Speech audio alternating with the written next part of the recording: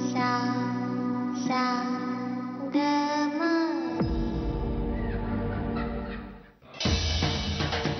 अलकवंस थांबा. असं काय करताय अलकवंस? अलकवंस, अहो अलकवंस थांबा ना. अलकवंस असं काय करताय? नका ना जाऊ. किमान सोमवारपर्यंत थांबा. सर्वपित्री अमावास्या आहे, पिंडदान होऊन जाऊ दे, मग ठरवू ना आपण काय ते. माझं ठरलंय बहिणी, मला नाही थांबायचं इथे. अहो असं काय करताय? त्या पिंडदान विधींसाठी तुम्ही केवढी तयारी केली होती नाही का? ती उद्घाटनाला पांढरी साडी मिळाली होती, तीच नेसणार होतात ना. वाया नाही का जाणार ती? नंदाताई, तुम्ही जरा धीर धरा. आपण काही ना काहीतरी मार्ग काढू नये यातून. काही मार्ग काढायचाच नाहीये आम्हाला. कौशल्य देवीनी ज्या प्रकारे अपमानित करून आम्हाला वाड्याच्या बाहेर जायला सांगितलं ना, त्यानंतर राजघराण्याचं रक्त असलेली व्यक्ती एक क्षणही इथे थांबणार नाही. पण म्हणून तुमचा हक्क सोडून जाणार आहात? हे वागणं तरी राजघराण्याच्या नियमांना धरून आहे का अलकवंस? जाऊ दे बहिणी. दादासाहेब आणि सुरेखान दादा बाहेर आमची वाट बघताय. जे सासर सोडून हक्काने या घरी आले होते, त्या घरानेच आज आम्हाला त्या सासरी पाठवलंय. आमचे अण्णासाहेब जर हयात असते ना, तर ही वेळच आली नसती आमच्यावर. येते मी.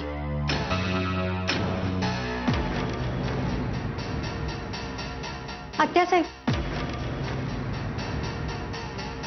जे घडलं ते घडायला नको होतं. तुम्ही प्लीज जाऊ नका. हवं तर मी बोलते आऊसाहेबांशी. तुझी नाटकं बंद करा. तुझा हा सासूतपणा माझ्यासमोर नाही दाखवायचा. बरोबर प्लॅनिंग करून तुम्हाला या वाड्याच्या बाहेर काढलंस, आणि आता आऊसाहेबांशी बोलायचं नाटक करून ह्या सगळ्यांच्या नजरेत मोठी व्हायला निघाली असतो. अलकवंच असं काहीच नाहीये.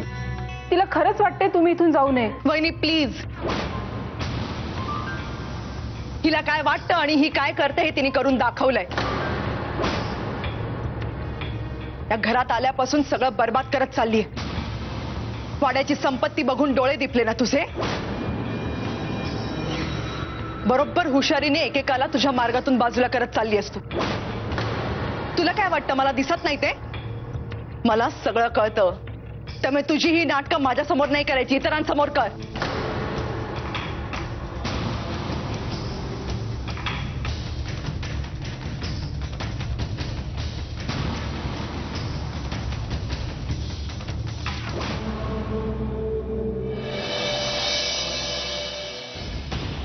चाललीये मी, पण ह्याचा अर्थ असा समजू नकोस की तुझा मार्ग मोकळा झाला. खेळ संपला नाहीये रेवा. आता सुरुवात झालीये खेळाला. मी परत येईन, लवकरच येईन. आणि मी जेव्हा परत येईन तेव्हा तुझ्यासाठी खूप कठीण काळ घेऊन येईन. आत्तापासूनच उलटे आकडे मोजायला सुरुवात कर रेवा. येणारा काळ खूप भयंकर आहे तुझ्यासाठी. प्रार्थना कर, प्रार्थना कर की मी या घरात येण्याचा दिवस शक्य तितका उशिरा येईल. It's an open war Reva.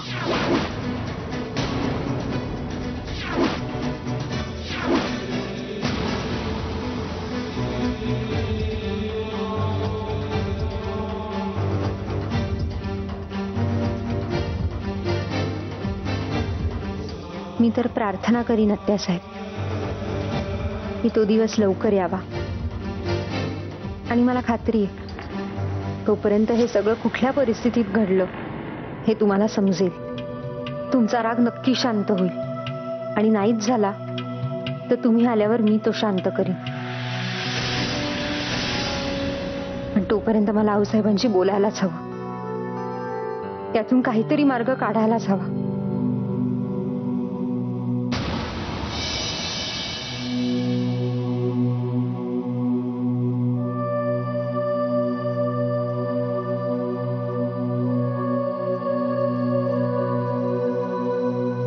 ऐका नगाताई, आपल्याला जरा काही गोष्टींबद्दल बोलायला हवं.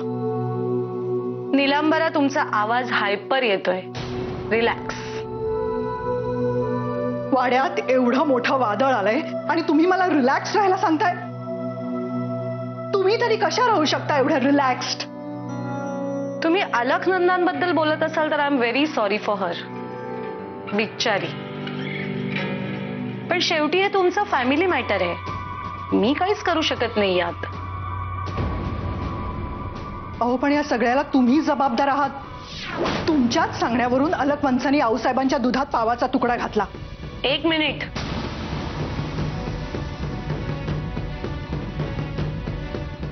मी माझ्या प्लॅन मध्ये कुणाचीही मदत मागितली नव्हती. तुम्ही आपणहून मला मदत करायला तयार झालात हे विसरू नका. हो पण केलं तुमच्याचसाठी ना. आणि पकडल्या जाऊन सुद्धा अलक वंसानी कुठेही तुमच्या नावाचा उल्लेख नाही केला. नाही, उल्लेख केला नाही हे एका अर्थी बरंच झालं नाही का? नाही तर मलाही खूप गोष्टी बोलता आल्या असत्या. मी सांगितलं असतं कौशीला की मी तुझ्या घरातल्या लोकांची परीक्षा घेतेय आणि त्यात बरेच जण नापास झालेत. निलांबरा, असं एकमेकांवर आरोप करून काहीही होणार नाही. आज जर मी अलकनंदांची बाजू घेतली असती तर कौशल्याला माझा संशय आला असता आणि तो संशय आपल्यासाठी घातक ठरला असता. आपल्याला वाटतेय तेवढी कौशल्य मूर्ख नाहीये. आपल्याला खूप जपून खेळावं लागणार आहे. हे असं रागाच्या भरात घाईघाईत काहीही करणं योग्य नाही. रिलॅक्स. काकडी खाणार? चांगली असते स्किनसाठी. ओके.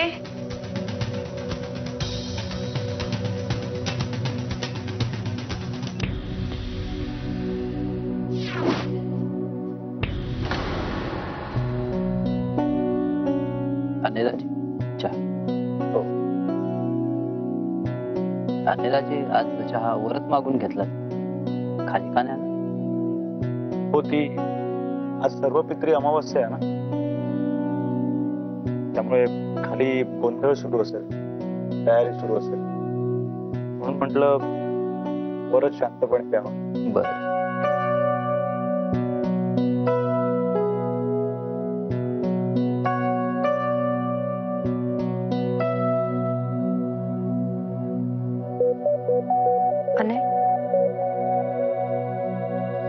तू बोललास आऊसाहेबांशी? हो, बाबा आणि मी गेलो होतो त्यांना भेटायला. काकासाहेब पण होते, पण आऊसाहेब त्यांच्या मतांवर खूपच ठाम आहेत. मला नाही वाटत ते आता आत्यासाहेबांना परत घरी येऊ देतील. अण्णासाहेबांच्या निधनानंतर मी पहिल्यांदाच आऊसाहेबांना इतकं ठाम बघितलं. पूर्वीचे आऊसाहेब परत आले. इतके दिवस त्या गप्प होत्या, आजूबाजूच्या लोकांची मनमानी सहन करत होत्या.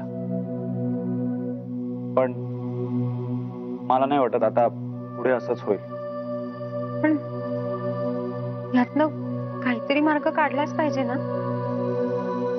खरं सांगू रेवा, तू आऊसाहेबांसमोर जर खरं बोलली नसतीस तर परिस्थिती इथवर आलीच नसती. अरे मी स्वतःहून नाही सांगितलं त्यांना. मी आईंशी बोलत होते तेव्हा त्यांच्या कानावर पडलं आणि म्हणूनच त्यांनी मला बोलवून सगळं विचारलं. मग तू काहीतरी वेगळं सांगायला हवं होतंस.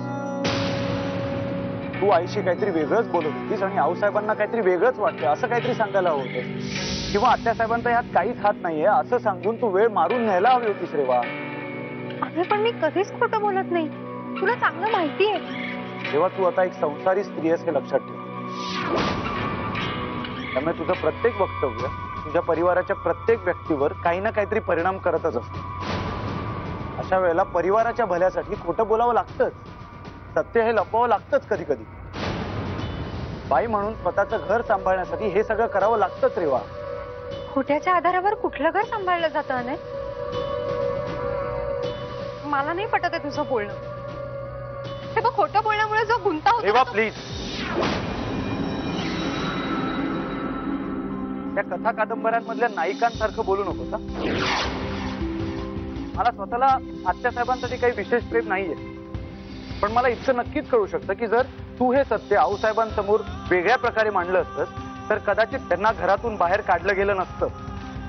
आत्यासाहेब चुकले, मी मान्य करतो, त्यामुळे त्यांना शासन हे व्हायलाच हवं. पण जर तू शांतपणे आऊसाहेबांसमोर हे सत्य वेगळ्या प्रकारे मांडलं असतं तर कदाचित इतकं टोकाचं शासन आत्यासाहेबांना झालं नसतं. आणि म्हणजे तुला म्हणायचंय की मला एवढंच म्हणायचं रेवा की तू बदलली आहे.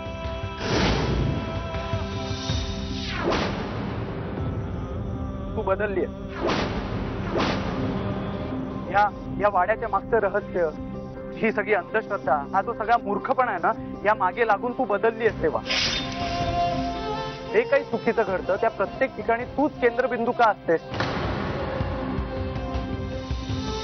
हे कुटुंब जोडायचा प्रयत्न करत असताना तुझ्या या अशा वागण्यामुळे हे तुटत तर नाहीये ना, याचा कधीतरी शांतपणे विचार कर.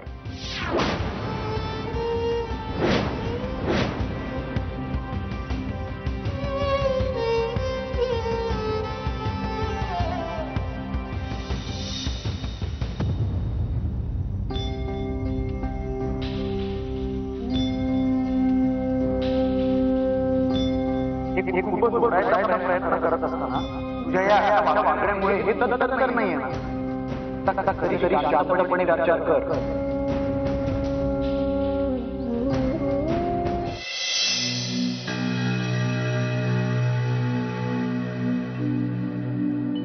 काय ग रेवा, एवढी शांत कायस? नाही, काही नाही. आता पुढचे 5-6 दिवस आपल्याला स्वयंपाकघरात काम करायची मुभा आहे. घट बसतायत ना, त्यामुळे आपल्या मनासारखं सगळं करून घ्यायचंय आपण. धाकट्या वहिनी, झाली का सगळी तयारी? हो, सगळं तयारच आहे. रेवा होती ना मदतीला, खूप हुशार आहे ती सगळ्या कामांमध्ये. त्यात काय नवल, तिच्या रक्तातच आहे की ते. आमच्या माहेरी आम्ही कधी किचनचं तोंड सुद्धा नव्हतं बघितलं. अगं बाई, तुम्ही सगळ्या का स्वयंपाक करताय? भागाताई आणि सावकाकून काढून टाकलं की काय? नाही नाही मंदाताई, तसं काही नाहीये. आज सर्वपित्री अमावस्या आहे ना, पिंडदान विधी आहे, त्यासाठी सुनांनी स्वयंपाक करायचा असतो. हो का? मग मी पण काहीतरी करते. नाही, आता झालंय सगळं, तुम्ही कशा लोकांस त्रास घेताय? हो हा मंदाताई, तुम्ही अजिबात हात नका लावू कशाला इथे, नाहीतर आऊसाहेबांना लगेच बातमी कळेल आणि भडकतील त्या. इश्य, त्यांना कसं कळेल? त्या कुठे तिकडे? पण चुगलखोरांची काही कमी आहे का इथे? कोण सांगणार त्यांना? नाही, इथे आपण सगळे घरचेच होत नाही का? कोण कशाला चुगली करेल? मंदाताई, जरा माणसं ओळखायला शिका. अलकवंसांचं काय झालं बघितलंत ना? आपलं कोण परक कोण तुम्हाला कळायला हवं आता, नाहीतर आऊसाहेबांचे कान असे भरले जातील की आपली हकालपट्टी का झाली हे कळण्याच्या आत आपण रस्त्यावर असू.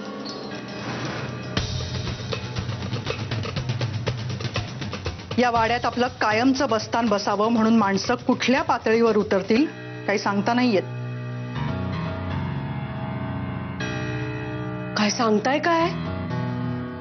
बापरे, मला तर भीतीच वाटायला लागलीये. नको उगाच कशाला हात लावायला. पण मी करू तरी काय? नाही, मला काहीतरी करायचंय.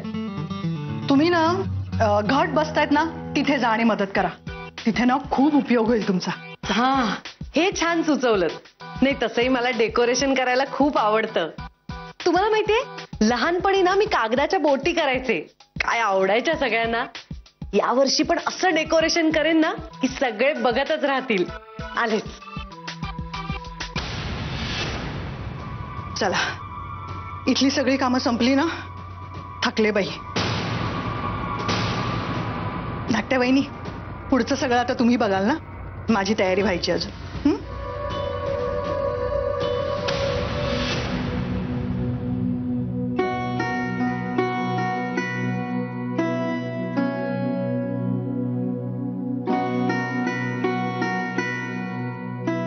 रेवा, जा तू पण जाऊन तयार हो. इकडचं सगळं झालंच आहे, बाकी काय लागलं तर मी बघते.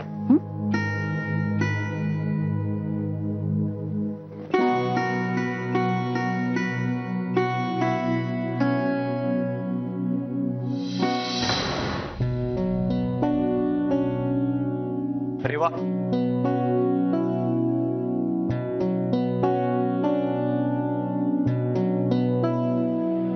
रेवा, आय एम सॉरी, मला माफ कर. तू रागवलीस. सॉरी रेवा, मला कळलंच नाही मी असा का वागलो. आय मीन, कदाचित ह्या वाड्यात घडणाऱ्या गोष्टी असतील, पण तरी मी तुझ्यावर असा राग काढायला नको होता. लिसन, आय एम सिरियसली सॉरी. नाही प्लीज, सॉरी म्हणायची गरज नाही. गरज कशी नाही? गरज आहे रेवा. बघ, मी त्या टिपिकल पुरुषांसारखा नाहीये ग. त्यांना असं वाटत असतं की पुरुषांचा कधी चुकतच नाही, किंवा पुरुषांनी कधी नमतच घ्यायचं नसतं. जर चूक झाली असेल तर सॉरी म्हणण्यात कसली लाज? आणि मलाही असं जाणवते की माझी सुद्धा तितकीच चूक होती. कदाचित हे प्रकरण मी दुसऱ्या प्रकारे हँडल करू शकले असते. So I am also sorry. अरे, तुम्ही दोघं असे कान पकडून का? तुम्हाला कोणीतरी शिक्षा दिली आहे का? तुम्ही होमवर्क नाही केला?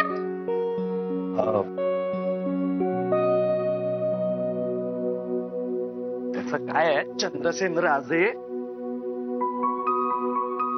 तुझ्या या ज्या रेवा वहिनी आहेत ना, ती जरा ढब्बू आहे. खरंच? हो, आऊसाहेबांनी तिला एक होमवर्क दिला होता, तिने केलाच नाही. मग आऊसाहेबांनी तिला कान पकडून उभं राहण्याची शिक्षा केली. मग तू का उभा राहिलेलास तिच्या बरोबर कान पकडून? त्याचं काय माहितीये का चंद्रसेन? अरे, तिला एकटं वाटू नये ना, म्हणून. मला पण शाळेत ती शिक्षा देतात, पण माझ्या बरोबर कोणी येतच नाही उभा राहायला. येईल. काय आहे, तू लहान आहेस ना अजून. मोठा झालास की तुझ्या बरोबर पण असंच कोणीतरी उभं राहायला येईल. हा, आणि राज, खूप झालं. तयार व्हायचं ना, उशीर व्हायचं. Bye Chandrasen. Bye bye. Bye.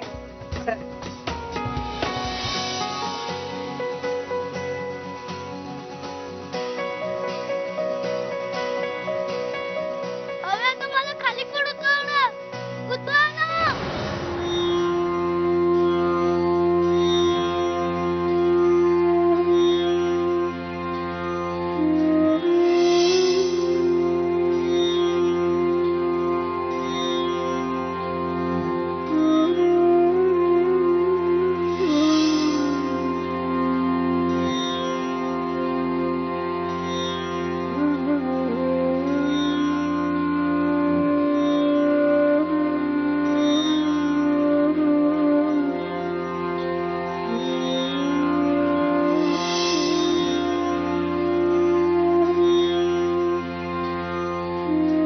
पिंडदानम कर्म करिष्ये. नमस्कार करा.